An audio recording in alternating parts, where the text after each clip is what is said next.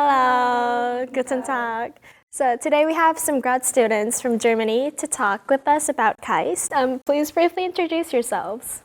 Hello, my name is Nina Sonnenschein and I'm a master degree student at KAIST in the Chemical and Biomolecular Engineering department.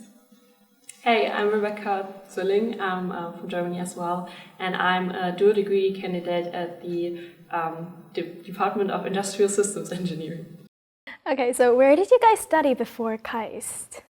I did my undergrad at TU Dortmund in Germany in biochemical engineering. So I did my undergrad at TU Berlin, which is also the second university for my dual master, and I did my undergrad in Industrial Systems Engineering and Management, and now. Okay, so can you guys share your GPA back from undergrad with us? I mean, the grading system in Germany is different with 1 to 6. So I had a bachelor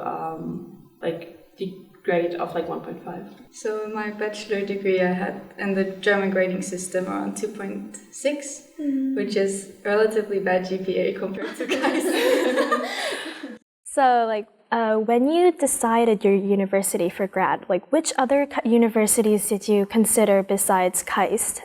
When I first started my master's, I started at my undergrad university, which was my original plan, but then did exchange the first year of my master's in KAIST. And after exchange, I got into a lab that I really like. So I decided to come back as a full-time student to KAIST. I had to do the dual degree. I had two options, to either go to Shanghai or to Korea and to KAIST. And then I decided for KAIST because during working, I realized that I have a lot of different technical things that I would be curious to learn about and that I am interested in exploring, and that KAIST is offering really those topics, and also in a really research-based approach, which is just very interesting because in my old job, my manager and the technical part of the company I was in, they were using a lot of research-based approaches to tackle projects, and I was really interested in it and saw the potential what I could do. So that's why I'm here. So what extracurriculars did help get you into KAIST? For me, I guess the most important part was actually coming to KAIST beforehand, already forming connections with the professor and the other students. Otherwise, maybe something like internships, working in laboratories before, because it's a lot more easy if you do something in your undergrad that is research related, in order to start or be more free in what you want to do in your lab time during graduate school. I think for me it was probably a bit different because my home university nominated me, and then KAIST kind of double checked. So I think the proper selection was actually done by my home university. And I mean, I did a lot of extracurricular things during my undergrad, so organized a TEDx event and other events for students. But I'm not sure what criteria they based the decision on. Okay, so I want to move the topic to scholarship. Do you guys get scholarship from KAIST? Yes, technically, but I also get a scholarship from Germany, so from the German Academic Exchange Service. I think for me it's different again because of the dual degree situation. So I think there's an agreement so that I only pay the tuition in Germany, and then I also got from the German government a scholarship for 6 months, even though I'm here for 1 year. But yeah. So then, what are your main expenses as an exchange student? Basically just housing, food, going out for drinks, maybe some sports, because most of the things you can do on campus, but something I like to go bouldering, rock climbing, for that you have to pay separately. I mean, I live on campus, so my rent is not high, so my main expenses are food and coffee and cake. How is your campus life and lab life? For me, it's pretty great because we have a lot of freedom in our lab. Of course, you have experiments that are prioritized, but at the same time, we still have a lot of freedom. We just have to get our stuff done, be there for a certain amount of time. But otherwise, if I want to say, I want to study for an exam in the cafe with friends, it's okay to go. So it's very free and also very relaxed, for me at least. And yeah, spending a lot of time with friends in cafes, just chatting or studying, and also doing a lot of sports is very important. That's cool. Very nice. Yeah, for me, it's somewhat similar. So, what I really like about KAIST and the campus is that everything is like so close together.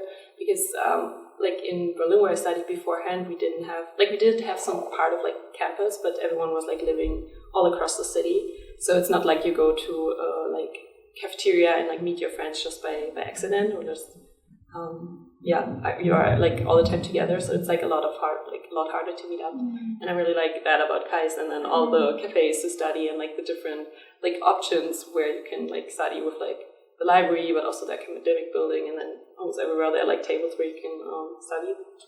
I want to move on to the topic of daily life. Let's start by like, where do you live? Dorm or maybe off campus? I live off campus, so I managed to move out last June. With a friend together. We got the apartment in Alno, which was really lucky. So yeah. Was it hard for you to get an apartment? For us, it was relatively easy because some of her friends already live in the same building. Oh. So we were able to we saw a paper outside the building that had like a phone number and stuff. So we called them and like asked to see the flat and stuff like that. So because we already knew the other people and they knew the landlady, it was relatively easy for us to get the apartment. Yeah, I live on campus, so I live in W6, where a lot of the exchange students are like put into the dorm. And yeah, I think it's generally like a nice dorm, and I share my room with like a girl from Vietnam, and it's I think very nice, especially for the beginning. For me personally, because like a lot of the other internationals are in the building as well, so you just like run into them, like can talk to them, and then also have like a second person that I can like talk to and like help me like understand when there were like cultural differences of things that I was like struggling. Like having someone there was also very nice for me. How do you balance your academic life and social life? Sports. No, like me and one of my good friends in the lab always say the one thing that keeps you from like completely losing it and like stress and having to do so many things is setting aside time for doing sports and for other social activities. So for me, I always have like fixed times in the week where I want to do sports, and my experiments, while they're a priority, I can plan them around them because I have the free time to like adjust my schedule. So for me, it's important to have something to give out energy. Doing sports is very helpful. Wait, what kind of sports do you do besides climbing? Tennis. Tennis. For me, like last semester, because I was like just coming to Korea, I really prioritized to like travel and visit a lot of different cities in the country. And because I didn't have like lectures on Friday, that was also like pretty possible to see a lot. But then like at the end of the semester, I realized that like always like during the week, then doing like this hard coursework and then like traveling and exploring, that it was not the perfect balance for me, and I was like definitely like feeling drained after the final exams. So this semester I also focused more on sports and like joined lunatics. So I have like now 4 times a week dance practice, and that feels a lot more like better to have like this balance.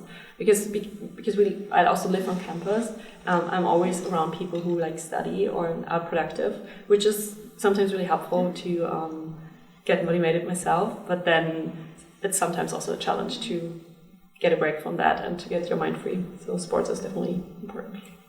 Then what is one thing you wish you knew before you came to KAIST or Korea? The weather. It's so cold in winter, and then in summer you die from the heat. But yeah, I totally agree. it's like, I mean, most of the like premonitions you already know about Korea, and you already know that it's academically challenging. So things like that you knew, but going to lab, having to wear like long pants in like 35-degree weather with like 90% humidity is a challenge. So yeah, the weather. I personally like watch a lot of like different kind of like YouTube videos, Instagram reels, like TikToks to learn about like living in Korea, going to the university here. So I think a lot of the things I was already like prepared for.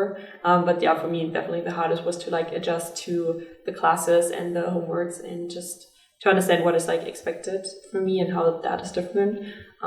So I guess I would just like recommend to people coming to KAIST who like give you some like grace at the beginning and give you some time to like adjust, and also realize that it gets easier afterwards. So like my homework and like all of kind of my assignments that I did at the beginning of my first semester here were a lot worse than what I'm now able to do. So I guess that's my advice.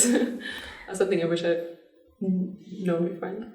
Okay, so the next question might be a bit unsure for you guys, but what is after KAIST? Like, what is your next chapter of life?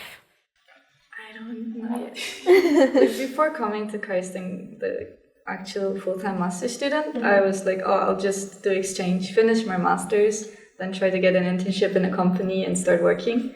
But now I'm also considering if I should continue doing research in KAIST or do a PhD.